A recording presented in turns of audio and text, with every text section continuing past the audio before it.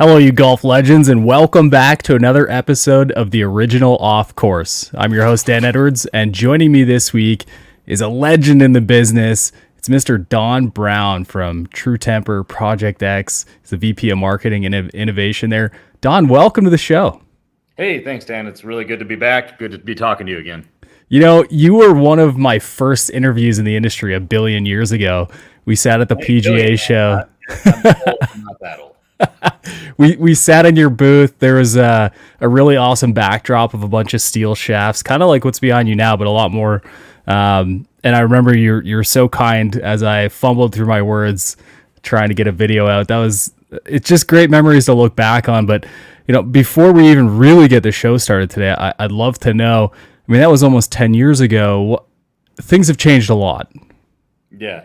So I mean, obviously, even 10 years ago, I was already more than halfway into where I am now. I've been doing this almost coming up on 24 years now for True Temper. But, if you think about that time, we had probably just kind of acquired Project X. Like HZRDUS wasn't a thing yet. We were kind of probably what you would call tier 2, maybe even tier 3 in the graphite realm, even though we had good products, some good graphalloy stuff. Some of the early Project X stuff was successful.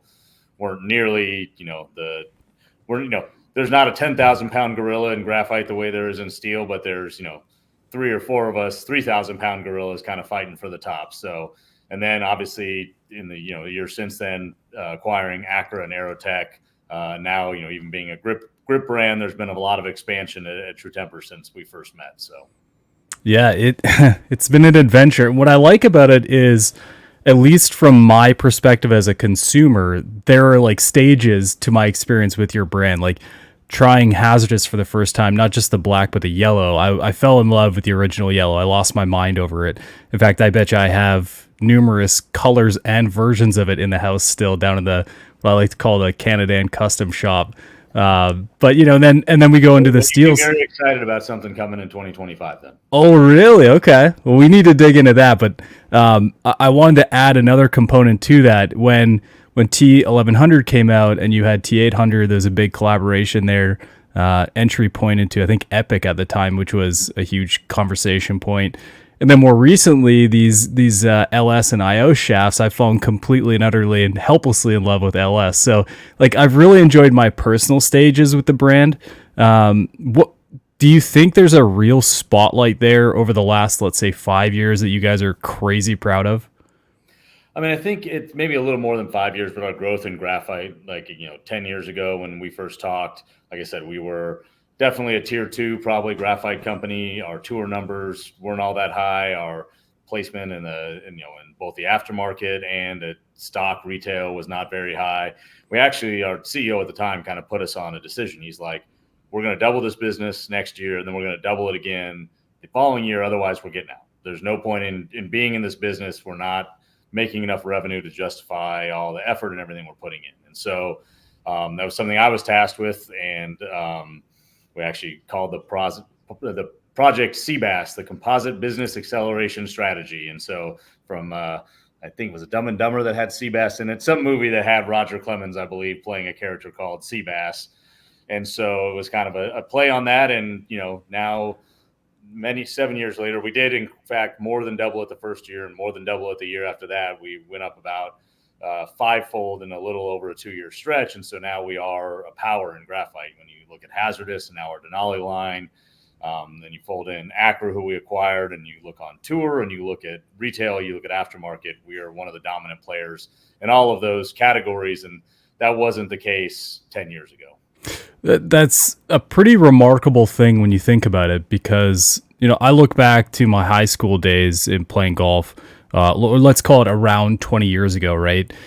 Over 20 years ago at this point. It was like, what is a stock shaft in an iron? It's, S300, that kind of thing. I'm still obsessed with S200, but that's a story for Scott Koking, not you. So, but like the idea of like that, it is mainline, it is stock. And then if you got fancy with it, you go to like, I don't know, rifle or something crazy like that, the Rory shaft. But the idea of always like, well, I'm going to go with what I trust, which is stock. And that was True Temper at the time, X100, S300, that kind of thing. And now I feel like that's sort of happened with drivers where you see a HZRDUS in there, you're like, oh, this is a good stock shaft. I can really work with this. Yeah, that's definitely beneficial for us. We have some OEM partners that have just used HZRDUS black every year. It's in their line. And so kind of like with dynamic golden wedges, there's just got to be a comfort level where if you were a HZRDUS black guy and you started that way in Gen 1 or with HZRDUS smoke and you've used that in the following iterations, when you walk into the store and you see a driver with a HZRDUS black in it, it's kind of like home. You're like, oh, that's HZRDUS black. I know what it is. I know what it does. I know it works for me. We don't make radical changes to that product. It wasn't a low launch shaft and then became a high launch shaft. It's been a very consistent product from player profile for going on almost 10 years now. So that definitely has worked for us. It's funny. We talked with younger kids who are 18 or 20. You say, oh, I work for True Temper. And they go, what's that? Oh, we make the HZRDUS shaft. Oh, you work for HZRDUS. Like HZRDUS is a brand unto itself, and probably for a lot of younger players, more recognizable as a shaft brand than maybe some of our more heritage steel products. I have this debate a lot with folks who come on the show, and I'm always fascinated by the balance between tech and marketing and being able to connect those dots. You got to stop bringing that Red Sox cup up, man. It's killing me. For anyone following along, great cup by all means. Be you, but looking at that from Red Sox lost me. Yeah. Made me lose my train of thought, man. It's brutal. Marketing. Yeah. Drawing the connection between the actual material you put in there and then something that you can really latch onto as a consumer. And I think HZRDUS checked every one of those boxes. I mean, you have the incredible symbol that everyone thinks about now. When you see it, you know it's coming. I know the technology in there was a huge win, but you have to feel like the other side of that as well was just as big of a win to draw people in and maintain that over the years. Yeah, I mean, definitely, obviously, and I'm one of the rare people that wear both hats. I'm main focus now is on the marketing stuff, but I still oversee all of the golf shaft R&D here. And for almost the first 20 years of my time here, I was the guy designing the shaft. So I'll tell you right now, we had some shafts through there, the Project X Black, that was a really good golf shaft, had some of the spread toe stuff that you're seeing now on shafts out on tour. Really good shaft, really good profile, would fit a ton of better players, but just, the marketing wasn't there, the marketing budget, we had a little bit of stock placement, a little bit of tour success, but, the fact that it didn't have this big marketing success meant that a shaft that was really, really good didn't sell that well, and vice versa. There's product out in the market that the marketing machine behind it is really good, and nobody's using it, or it's not a good product. You don't see tour players using it, but because of some of the marketing buzz, it gets some retail support. So you can be successful with one or the other, but the really good products are the ones that blend a really good golf shaft design with a really good brand and marketing story. So I think it's a good opportunity to explore HZRDUS a little bit and how it's refined itself over the history that's been quite storied at this point. I assume you've tried different materials. I know you have different like T800, T1100. There's plenty of things that go into it, but there's also those elements that create, you have red or black or yellow that promote different things. And I'm curious about that. How much flexibility do you have there, but also how much of the end user success or interest in that changes the way you adapt to your next lineup? Yeah, I mean, I think if you look at something like the Gen 5 HZRDUS blacks, we have on there what we call our optimized carbon. So if you've seen that shaft, you look at it, you'll see that there is a graphite spread toe weave on the outside in the middle of that shaft. It's a really cool material. It's actually a higher modulus spread toe than most of our competitors might be using, which makes it even more stable in that midsection. And so it definitely makes a HZRDUS shaft that's already stable even more stable, because usually the HZRDUS golfer is somebody kind of more aggressive tempo, hard swing, looking for all the stability they can get. But the other side of that is carbon weaves are sexy. People will buy something because it has a carbon weave on it just because of that. I mean, you go out and walk through a parking lot at the mall and you're going to see a bunch of cars that have either real or fake carbon weave rims, door handles, mirror covers, all that kind of stuff, because carbon weave looks good. And so that's a perfect example of material that both from a functional standpoint is extremely effective, but also to the people that are just interested in looking cool or looking techy, has that going for it. Yeah, I actually played with a guy this past weekend who'd played the same Callaway driver for forever, and the stock shaft in that was an LZ, and that was about one of the most visual technologies you could possibly have, where you had that visual weave on the outside of the shaft. And I was kind of laughing because he got a new driver head, the new Paradigm, but he didn't change the shaft. He was so in love with that thing, and he's smoking it, by the way. So if he's listening, congrats to you, buddy. Great choice. But it's so funny to me how recognizable that was, having been around the sort of hype train that existed between golfers and the conversation at the time. And then, looking back at that, it's not just like, oh, hey, that's a Project X. It's, oh, hey, that's LZ. I remember that. That was a lot of fun. So LZ was right around the time I think we did our first ever handcrafted experience, when we had guys from Hackers Paradise come out and got to make their own shafts, because I think the test shafts and the shafts we did at that first one were LZ shafts. So yeah, and you get to hide a little bit of that tech and let them know that, like, hey, we're gonna roll these, we're gonna have some fun, but you're gonna go home and find a really cool connection between what you need as a golfer and what's applied into the shaft. So that kind of stuff's probably pretty exciting for you. And I want to tee you off on something else. How much of that do you do right now? Like, you go and create a shaft and manipulate it in certain ways, and then go see what exactly happens. Yeah, so we can do a lot of that on. We've got a robot out in it's in a test facility close to our Memphis headquarters, and so Scott Coking, who's our steel shaft head of steel shaft engineering, also runs that test site. So he can go out and this robots can be adjusted to swing like a 25 handicap with a 70-mile-an-hour driver swing speed, all the way up to tour professionals. So it's really cool because we can go out and test technology targeted towards different golfers. So we have a new technology we're working on right now that hopefully will come out maybe later next year. We're pretty excited about it, but okay, how does this technology work in a product like Denali Black, which is for a better player, faster swing speed, looking for spin control? And does that same technology work in a product like Denali Red, which is lighter weight, slower swing speed, looking for more carry, looking for higher launch? And we can actually see, okay, does this technology actually work for both player profiles, or is this a tour player profile technology, or is this a game improvement technology that doesn't necessarily translate, or is non-beneficial to the tour player? So that's some of the stuff that we're able to do with having our robot. That's pretty exciting. And then obviously with all the advancements in launch monitors now, and the prevalence is we can send driver shafts to a dozen different better players we know and have them go hit them, and they're all somewhere where they have access to a launch monitor, and they can send us the data, so we can kind of outsource our testing and not have to do all of it ourselves. It makes me wonder, I'd love to go deeper into HZRDUS versus Denali, because I think those are two pretty big storylines right now. But before we do, and I know this is going to be a crazy loaded question, you guys have released a similar named product with a different material in it in the past. Made it pretty clear, in my opinion, that there were two different materials that existed in it. And you did it purely because the tour tier material that you were utilizing for this like really well-known product was really hard for a lot of golfers to swing. You couldn't activate it. You needed something a little bit more, I guess the right word is softer, or something you can load a little bit easier to be a mainline product. Yeah. So when you're creating these new shafts, how much of that is like, well, we can go all in on this material here, and we're only really considering it this particular segment, versus, well, we also have this material here, and this style works for both. But do you kind of get an idea where I'm going? Like, do you have to focus hard? T1100, that shaft was counterbalanced. Well, we wanted to be counterbalanced, and we wanted to be the stiffest golf shaft we've ever made. The problem is when you counterbalance something, you have to take material out of the tip section.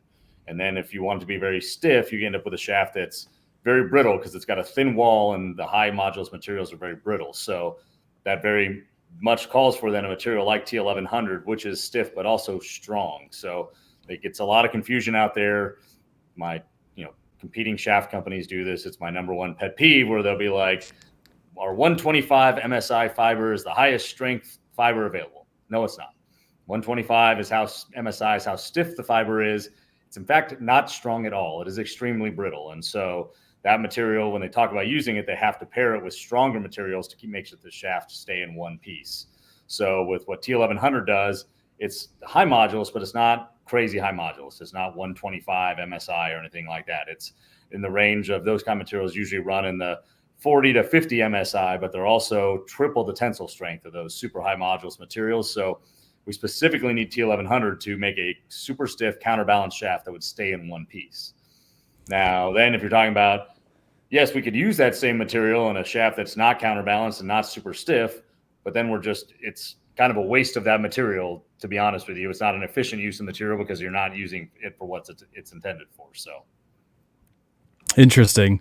So do you think it's reasonable to utilize different materials within the same shaft lineup that function for different needs? So if someone needs low launch, low spin versus high launch, high spin, is it reasonable to see two shafts in the same line have that same storyline? Yeah, you have to basically if you want to. I mean, the great example would be torque. If you're making a line of shafts and they're all mid-launch shafts, but for the TX Flex, you want it to be 2.5 degrees of torque, and for the R Flex, you want it to be 3.8 degrees of torque, because a 2.5 degree torque of shaft and a R Flex player, when they smash it off the heel, is going to feel like garbage. And there's reasons why we change the torque, but the way to do that is you just change the fiber that's in the torsional plies. So for that TX part, you might be using something that's like a 60-ton fiber, and then when you get down to making the regular Flex, you might be using a 30-ton fiber, or even a 24-ton fiber for that. And it doesn't make it a bad golf shaft. It means we have chosen from our library of materials to optimize the golf shaft for that specific swing characteristic.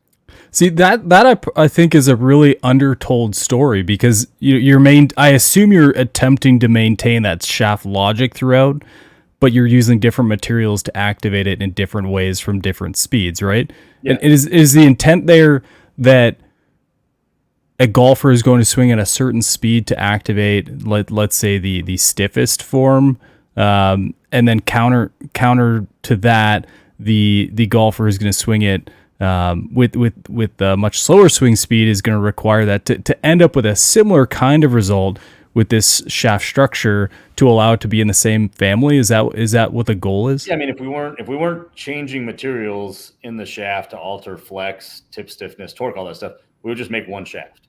We would just make HZRDUS black, and it wouldn't have a flex on there, and it would just have the weight. And it'd be like, okay, here you go, 21-year-old college kid with a 190 mile an hour ball speed, and here you go, 75-year-old guy with a 75 mile an hour ball speed. And you and I both know that's not a real good option. So right. The way to do that is to change the materials. And yes, it generally means that the way carbon fiber is made, stiffer costs more. The way you make some carbon fiber stiffer is you heat it at higher temperatures for longer.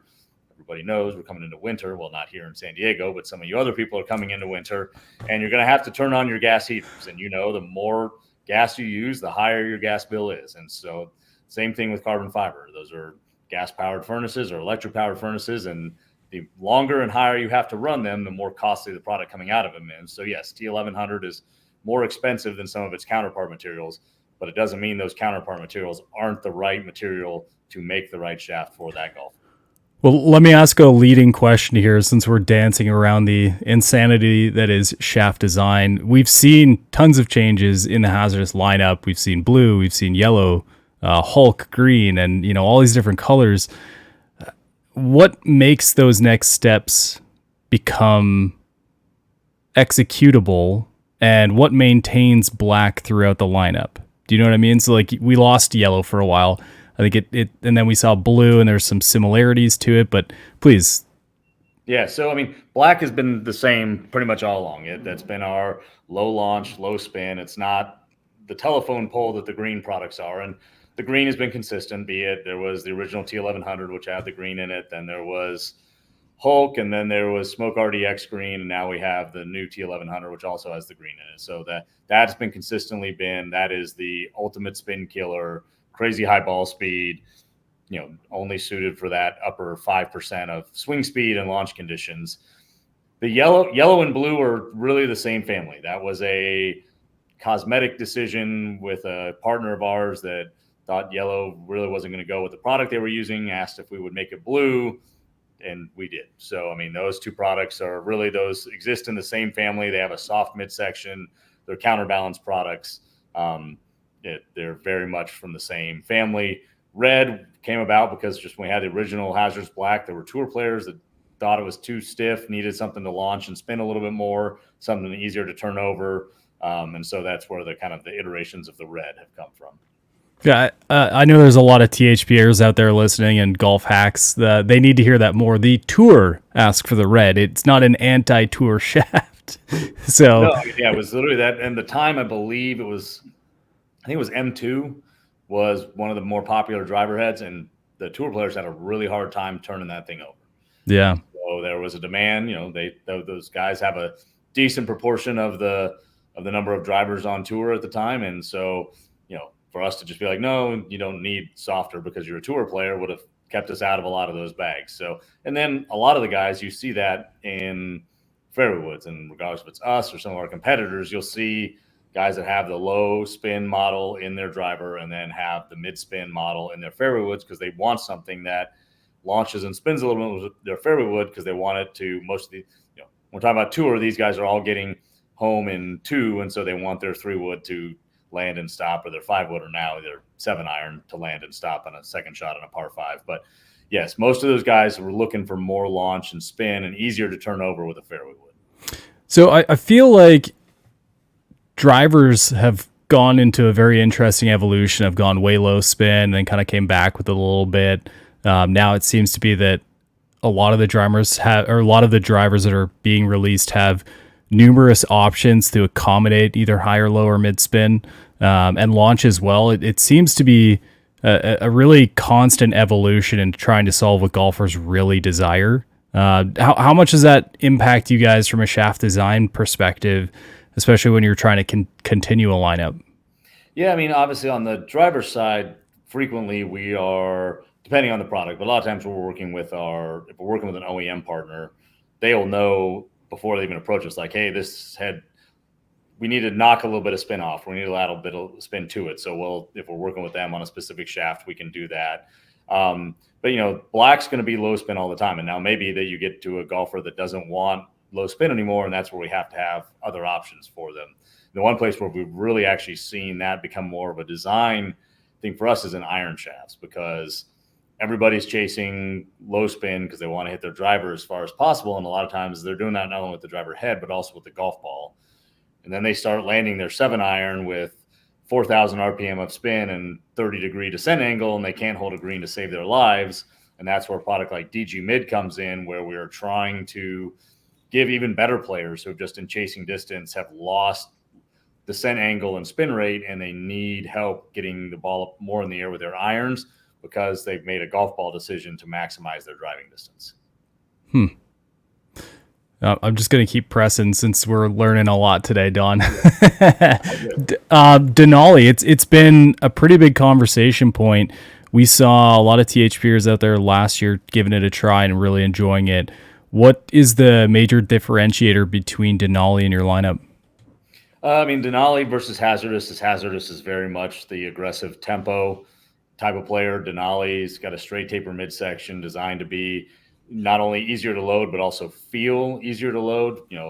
Some golfers don't like to feel the golf shaft bend at all during their swing. That's the HZRDUS Black guys, but there are guys that like to feel the shaft load and unload. There's also a trend we'd seen kind of on tour. There's a very, very popular shaft out there that, to all credit to them, is dominating most of the tours right now in terms of their percentages. And the black version of that shaft in an X is softer than a HZRDUS Black S. So we saw this thing where for years, the space race had been got to be really stiff and really low torque. And then all of a sudden there was kind of this turn to, there were better players, tour players that wanted more feel. They wanted something that they could load a little bit easier, was a little bit softer in the handle. And so that's kind of where our Denali testing started, was against a few of these products that were still low torque and still even low spin, but softer handled product. And so that's where the Denali testing started. In fact, we went out and did a test. It was with Denali Blue, the original prototypes, versus 2 of the most popular shafts on tour that have that kind of profile. Painted the shafts black, just put A, B, and C on them. Didn't tell our tour reps what they were, and just said, come back and tell us which one, A, B, or C won. You're not going to know what that means. You just have to tell us. We want it to be a truly blind test for all of you guys.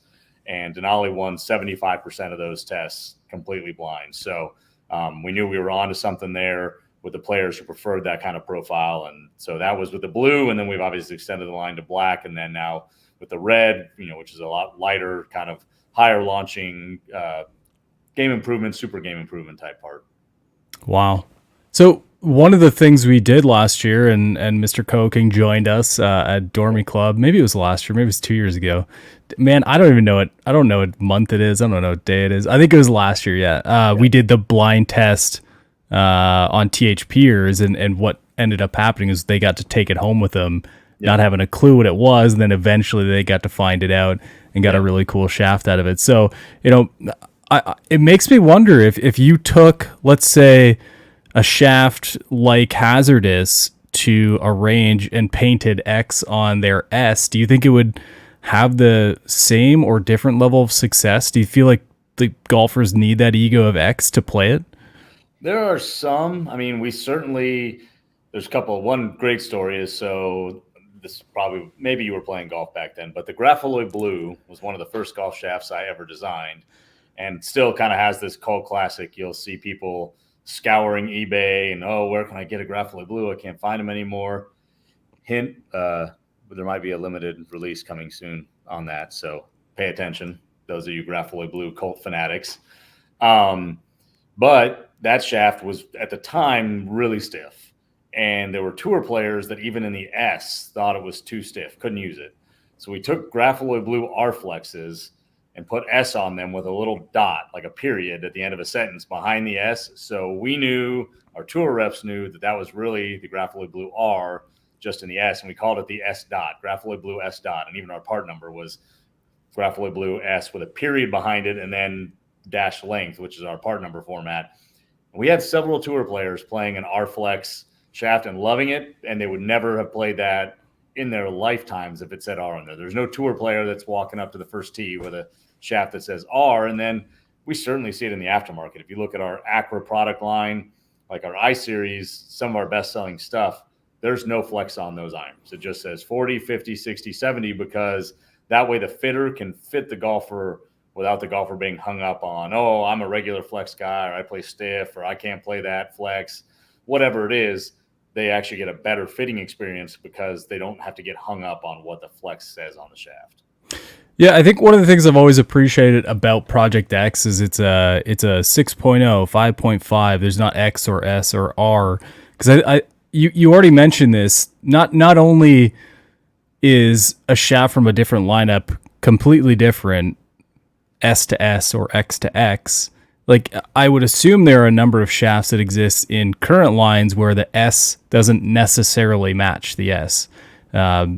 What's your take on all that? Do you think it's reasonable to benchmark? Is it reasonable to say I'm a stiff guy or I'm an X guy? Yeah, I mean, I would think if you were a HZRDUS Black 6.0 guy in the Smoke Black RDX, it's probably safe to assume you're a 6.0 in the Gen 4 and the Gen 5. If you say I was a HZRDUS Black 6.0 and now I'm trying Denali Blue, you might not be a 6.0 guy, because we're all those numbers, our frequency numbers 6.0 used to mean something, and RS and X back in the early days meant something. You could now take a stiff flex or a 6.0 from us, Fuji, UST, MRC, Acra, whoever you want. You could take those all and measure them, and you'd probably get a fairly surprisingly wide range of frequencies on those. And that's just because, what a stiff is for a certain player profile. Like if you're making a super game improvement 50-gram shaft versus a tour level, ultra low torque, low spin shaft, stiff in those two things means two different things to that consumer. And so you're not going to make them the same frequency, because then one of those consumers is not going to be happy. So we still have to put RS and X on things, or 5.5, 6.0, 6.5, but the meaning there's no standardized meaning of that within one company, and certainly not across the golf shaft industry. So do you find a challenge in that? Do you think it would be better if they did enforce some sort of way to normalize that from everyone? No, because I think you'd end up with that exactly the scenario we just talked about. A Mm. 70 gram S and a 40 gram S.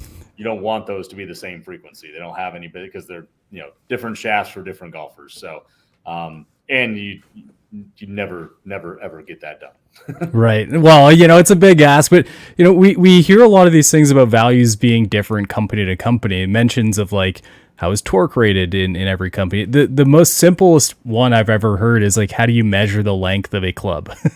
And there's no real balance there. So if you go on our tour truck, because we have to, we're kind of Switzerland. We build everybody's clubs on our truck. Players come in. We have a chart that shows length. Obviously, is different from almost every truck. So it's like if it measures 38 on our truck, that's 38 and an eighth on this truck, 37 and a quarter on. I mean, it's lie angle is different, swing weight is different. So those are three properties that are what most people consider universally constant. Like how long is a yard? We know how long is 45 inches. Oh, I know how long 45 inches. All right, show me how long a 45-inch driver is. Oh, no, it depends on what ruler we use, and is it left-handed or right-handed, or is that grip or no grip, cut, uncut? So yes, even on the simple things like length, we can't all agree. So I think hoping for us to agree on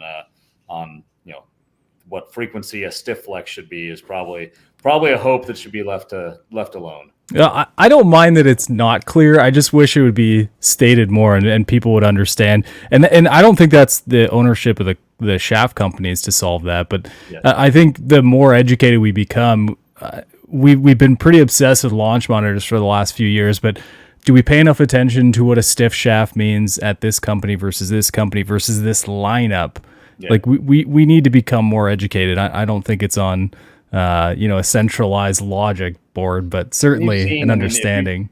You've seen, we did it. This is way back in the Graphiloid days. We had a TPR rating, true performance rating, where we put, it was like 3 numbers, and it was like butt stiffness, tip stiffness, weight, or maybe torque was one of those. There's been a couple other companies out there have tried to introduce kind of a universal code, like, oh, this is a 4692. It's great for that company, and if you know that one company's shafts really well, you can understand what that means. But if that company has a universal shaft code and 4 other ones don't, it doesn't work. So, and again, I think, I would say obviously for the golfers that are that in tune to it, go get fit, because the guys that do know how those shafts work are the guys that are doing fittings, because most of the big stores now are either creating their own databases of how shafts compare to one another, or there's a lot of commercially available things out there where they're able to go compare shafts from different companies to get an idea of how one company's stiff compares to another company's. It sounds like Kusala White X is my guess on that one, 4692. I don't know if that's what the number was, but it was that company that had tried to do the universal design code. And there's a new player out there that, again, is trying to do the same kind of thing. And, it's great if people get really into your one shaft line and understand that within that one shaft company. But obviously, they're not going to tell us even how they came up with that code. And even if they did, we wouldn't be putting it on our shafts. So, okay. Yeah. Well, what about looking at the future a little bit? Does Denali change? Does HZRDUS change? Does material change? What are you willing to admit to? Yeah, I mean, obviously, Denali has been hugely successful for us. If you go out and look, both in product that's out now and some product that's going to come out in January, like if you were to go to the PGA show, pardon the pun, you're going to see an avalanche of Denali's. It's going to be in everybody's product line. So I don't have any additional details to share, but you'd have to be a pretty terrible at your job as a salesperson or marketing person to have something with that kind of universal success and then not follow up with the sequel. The Avengers didn't stop after Captain America, the first Avenger. They made a few more after that. So kind of similar thinking on that one. HZRDUS, obviously, that product Gen 5 stuff is relatively new.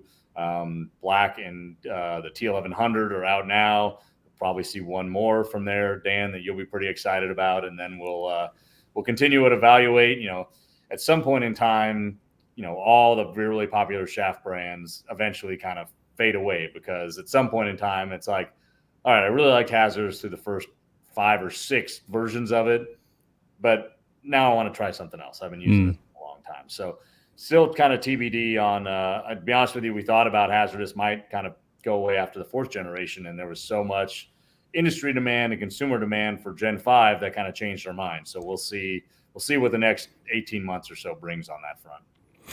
How is the inclusion of Acro been for not only collaboration, but also helping to encompass all shaft desires that people would have? Acra's, it's a really good brand. It's something they're able to do something that we don't do is, being as big as we are with our stock programs, we usually think of, all right, what's our minimum order quantity? Okay, we're going to make 5,000 or 10,000 or even 2,000. And Acra, the breadth of their lineup is, hey, we've got an 85 gram R-Flex fairway wood. How many of those you're going to sell in a year? Well, like 4. But if you're a fitter, you need to have the entire breadth of product on the wall where you have, okay, I'm going to carry, say, the GX line, and I'm going to sell 90% of my volume is going to come from 6 SKUs.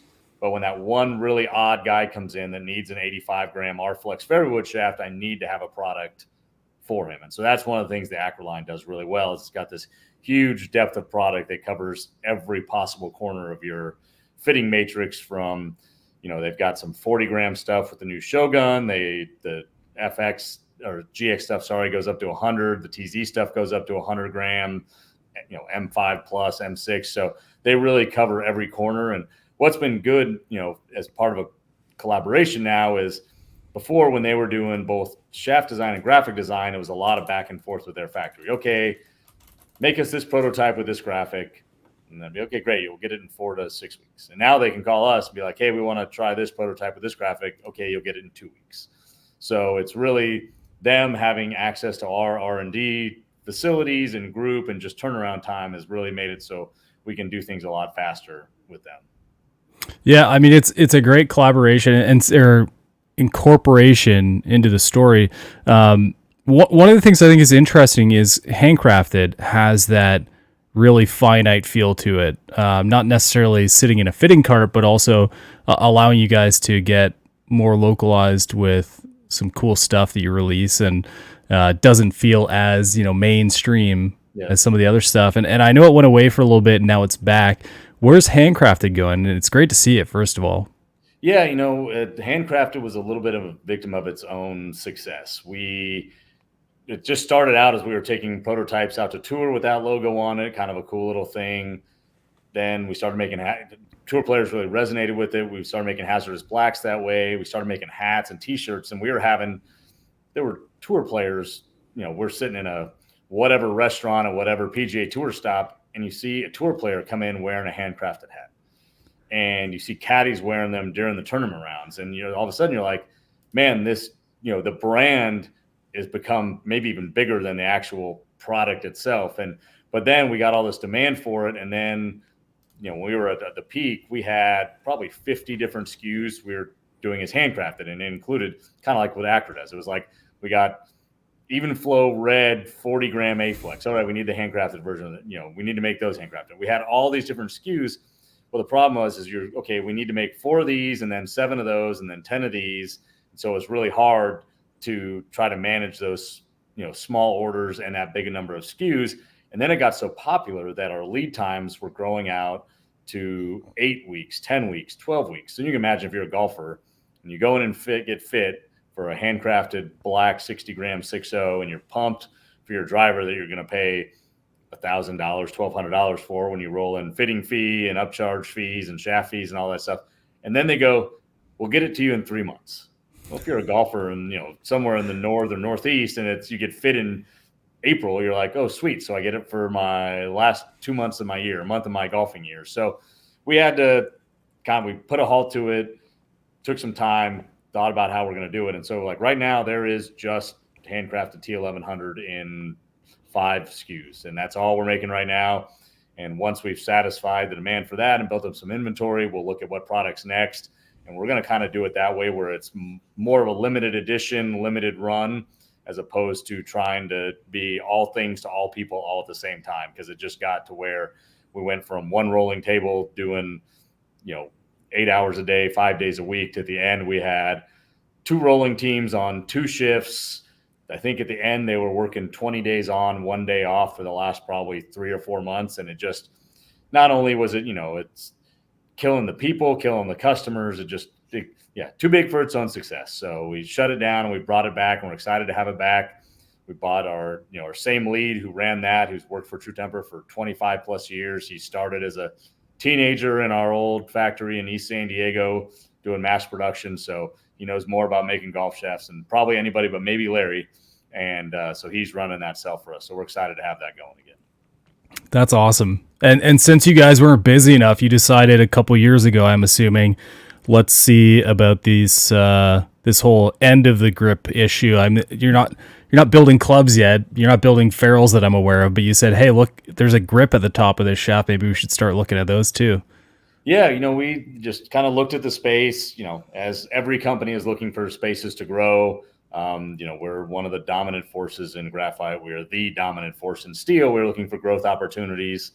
Certainly during COVID, everybody knows grips were hard to come by. And, if we're being frank, we would have loved to have been out with this grip earlier. But the other part of COVID was it took us almost 2 years to get our brand new machines in. So we ordered all brand new machines, shipped out of Europe, and just with lead times and shipping times and all that stuff, from when we started to when we actually had machines to start making grips in, ended up being between probably 18 months and 2 years. So it took us a lot longer to get the machines than it actually did once we got them in to get to our final grip. So the grip is called Icon. We're really excited about it. Most players on tour, most better players are still playing, a black rubber injection molded grip. We all know that there's, fancy grips out there with different alignment tools, multiple compounds, all these other things. But if you were to go out and look at the Darrell survey for the PGA Tour, the number of black rubber grips is about 80% of that tour every week. And so that's why we started there. And so we had to look at that product. And it's interesting thing with grips because it's the only part of the golf club you hold. And so there's a couple models that are really popular. And so it's how do you make that better but not different? Because you give somebody a grip and they put it in there and they grab it and they're like, this taper rate is different. The firmness is different. Anything feels different at that first waggle, they're going to be turned off and they're going to be like, no, this isn't what I play. So it's how do you take, the most popular thing out there and make it better but the same, or different but not too different. So with Icon, we've kept the traditional profile, the kind of the traditional firmness of the rubber compounds. What we've done is we've put a lot more traction. So we call them perforations, the little holes that are pattern that's all over your grip. We've made that more dense, and we've created a new perforation style that actually helps promote moisture wicking away from your hands, and also just has a lot more bite to it. And then we've increased the amount of those perforations that are actually on the grip up to about 30% versus some of the other popular ones. So how much of getting into grip was understanding that is the direct connection to your main product? How much of that is saying, the last thing you want is to someone to buy a grip that sucks and puts it on your excellent product and then assumes your excellent product is not good because the grip's not good? Yeah, I think there is some of it that some of that we're certainly not an OEM, but when you get into the component side of things, we are, we're one of the biggest, if not the biggest. And so we know a lot about swinging golf clubs, and we're like, hey, we know and we're confident that we have some ideas around grips that we can bring that other people aren't. And so it was just about this is not a grip we're outsourcing. We didn't take a CAD file and send it over to somebody at Alibaba and say, hey, make this grip for us. We bought all new machinery. It's in a 60,000 square foot facility we built from the ground up. We hired an engineer who'd been at one of the other big grip companies, a lot of expertise. And we went through, probably if you combine the rubber compounds and then the perforation design, probably 100 plus different prototypes before we landed on what is the final Icon grip. When you say final Icon, is that like the starting point? Will we see lots of iterations? Icon 58 round that we currently have for sale, but we will have a 60 round here before the end of the year, and then you can expect to see other sizes, versions of Icon, as time progresses. Yeah, since you're pretty bored over there, so you're just looking for stuff to do. It's funny because we took Icon out to tour, and we got some guys on tour to use it right away, but there were a lot of like, oh, well, I play Reminder. Oh, well, I have Cord. And so we have a lot of, I'll air quote, promises or IOUs around once you have Icon Cord, or once you have Icon Reminder, or once you have Icon Cord Reminder, or Icon Midsize, or any of those, all those variants of a black rubber grip, I'm in. So that's, well, you look on TV and you're like, yeah, all those guys are just playing a black rubber grip. Well, if you were to go look at the butt caps and fold the back and see what size it was, or if it had a reminder, you'd start to see that there's a lot of variance on those grips out there. Mm. Can I ask you a potentially weird question? And if you don't love it, don't go with it. Nothing less from you, Dan. Yeah, there it is. When it comes to shafts and now I guess grips, who do you think is more challenging to convince to engage with your product? Do you think it's the OEMs or do you think it's the consumer? I think it's probably the consumer. Just there's however many golfers we have messaging each one of them individually, and then depending on who you follow on Instagram or who your fitter's aligned with, or has allegiance to, that definitely messaging that has to be overcome. I think grips is a little harder because grips, again, it's the only part of the golf club that people touch, and so it's tactile. So you can get somebody to grab a grip and make a rejection before they've ever even swung at one time, because they just put their hands on, like, yeah, this doesn't feel right. Either the taper's off, or it feels too coarse, or not coarse enough, or too hard, too soft, whatever it is. It's it's a little bit of the Goldilocks and the Three Bears with this porridge is too hot or this porridge is too cold, but it's before you've ever even actually tasted it. They just look at it and see the steam and like, oh, too hot. And so same thing with grips is you can have somebody make a negative decision about your grip before they ever even swing the golf club. So I've seen people decline using or swinging a grip due to the smell of them, let alone the the touch. Certainly, depending on what kind of compound or what factory your grip's coming out of, and that can certainly be pick them up and be like, well, these kind of stink. I don't want to. Josh's. I can picture Josh being a little bit on this grip smells funny. I'm not on it. I don't remember where we were. It might have been at an event or at HQ, and we got these grips, and they just reeked of like a compound or a material, whatever it was. And it's just like, why would anyone want to touch these grips? It's crazy. The silly little things you worried about. I have one more question before we wrap up today, and I think it's an interesting trend throughout the industry that we're seeing putter shafts change a lot. Are you in tune with that? Are you looking to make any shifts in what you guys are doing? We offer a couple different graphite putter shafts. So on the Acra side, we have our Sync putter shaft. So it's one of the lowest torque putter shafts out there. It's 1 degree of torque at 100 grams, and then we have an 85 gram version as well. And then we actually have a steel fiber putter shaft, which obviously, if you're making that transition from a steel putter shaft to a graphite putter shaft, the stopover, just like it is in irons, between going from steel to graphite has been steel fiber. So that just made a lot of sense for us. There's obviously some limitations there because right now all those shafts only exist as a straight shaft going into a hosel. If you got to go over a pin, over a spud, or if you got to have a double bend, there's not a lot of options there for you. So then that's something I think, people are probably exploring out there.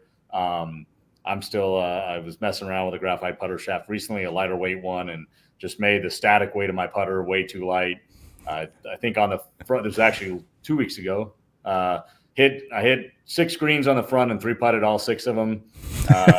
Switched putters at the turn to my old trusty, and first putt I had, I rolled in a 25-footer for birdie. So that putter from the front 9, I brought it back to the office and threw it at the engineer and said, I don't ever want to see this thing again. So okay. So Boston Red Sox, I don't have a winter here, but I also 3-putted 6 holes. The only thing I'm going to hear out of that is the 3-putting, for the record. Yeah. Well, yeah, it's interesting to see that shift, and I know there's some quality product out there from some of your elements, but I was curious overall, like let's say Project X, is there any real interest to shift into that, or is it let's let our other parts of our business handle most of that right now? I think having with the Acra Sync, Acra's got an FXP putter line as well, and then we have the steel fiber. I feel like having probably what is 12 to 15 different SKUs of graphite putter shaft, we're probably good. So yeah, cool. I know that we could definitely, and some of that comes to branding. We could take a Sync putter structure and paint it and put a Project X on it, and it would still be the same shaft. So Acra's definitely in steel fiber from an aftermarket kind of traction standpoint are definitely our stronger brands at the higher end fitting studios. So it just makes sense to use those brands on those kind of products. Awesome. Don, do you have any questions for me or any additional bits of feedback you want to throw out there? No, I mean, I'm excited to be back on the pod. I think I've been talking with the boss over there, and I think fortunately or unfortunately for you and for your listeners, you're probably going to be hearing a lot more from me next year. So I don't know when we release all those details to the public, but yeah, I think I'll be making some more appearances here in the future. So hopefully we got a lot more good topics to cover. Obviously, with 4 golf shaft brands and a grip brand, there's an endless amount of topics. So. Well, we left a lot of stones unturned, which is great. I think it'd be really fun to have you on and get some listener questions answered. I think that'd be really cool. That'd be a good way to go. I know I've always had a lot of fun with the THP community. You know, I've met probably now 30 plus members of the community, still interact with some of them from time to time. And I've always, think the THP community is always very genuine, and I will say maybe more respectful and polite than some of the other golf forums you might find out there. It's much less of a battleground, so it's always fun to interact with people who aren't just trying to pick a fight. That you just can't talk about divots, playing out of divots and fairways, and you're safe on THP. It's fine. No, well, I just pro rolling out of the divot. Yes, there we go. That is Don Brown, VP of Marketing over at True Temper Project X. A great group of companies that is expanding every day, and you're seeing that. Go check out the new grips they've got. Very exciting. I can't wait to see what the next iteration of HZRDUS is. You know I'm a huge fan, and I am super stuck in these LS shafts. So I love and hate that because it just seems like the absolute for me. So yeah, if you are out there playing golf this weekend, have a great time, folks. Tell someone they're good at it because they probably need to hear it. And we'll talk to you guys next week. Thanks, Dan. Oh.